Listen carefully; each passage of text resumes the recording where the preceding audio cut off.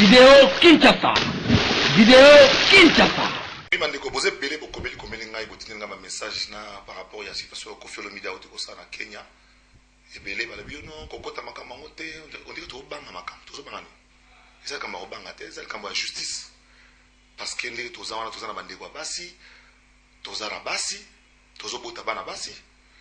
Oya sali na Kenya wana fema ba Kenya bala kisi que ba est-ce que ba parce que na problème na avant. Mais beau tanga ba commentaire tu ezobota na Kenya. Ngai izate ki opo na boye na boye. Na kokota ngote na expliquer ki bato ba pas que na koluka soutien. Bon mon makamtango elega ngana ye aleka na teva loba bilobela. Na album ango. Na sindi ango. Na yemoko ba tiola na kalamu musique kima bango, musique ango pe kufa. Mais ngana komelinde ministre de la justice a expliqué parce que biso population ils en a droit na ngai. Na sale ba bien na question écrite. Na commis le ministre de la justice a expliqué qu'est-ce qui s'est passé dans Nairobi.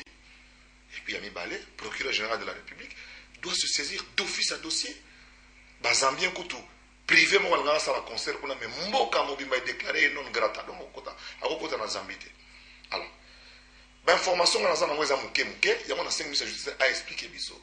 Bakangi passeport congolais moko et kangami. Ils en a police ya aéroport ya Nairobi. Alala kina kasho. Biso azongi bayambie bien deuxième oso batindi mutu ba refoulé ba ko ya meneti mutu normal te wana to kota te puis madame Janine Mabunda Congo premier pays mondial ya viol parce que ça na prison yele boyebi bam mais yé a beti moisi maman Janine Mabunda chargée à violence faite aux femmes je pense que ça ka munene oto boyeba et ça le camarade de compte te parce que zo bimaloko la batu bozo banga kolobela yango bozo banga kolobela yango pour soi-disant bozo a problème na Koffi. Il est qui dans ce pays? Il est qui? Il peut tout raconter, il a raconté ce qu'il a raconté. Maintenant là, moi personnellement na repé ça est tenté. Donc nengezawa danseuse ya batu wana azane mwana famille pauvre. Na ko banga wana ate mazoyo kapasi.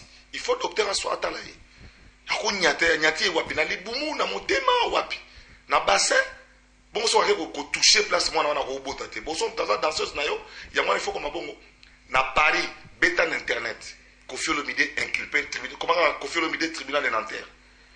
Acte de barbarie. Bafundé pour viol sur mineur, séquestration, acte de barbarie. Ça veut dire quoi acte de barbarie? Mais il s'est comporté comme un barbare. Alors, quand quelqu'un se comporte aujourd'hui, dans le siècle, il est comme un barbare, qu'est-ce qu'il faut faire de lui? Et ça, les Cambodgiens qui ont un zac, les bayoks, on a raté bonabou.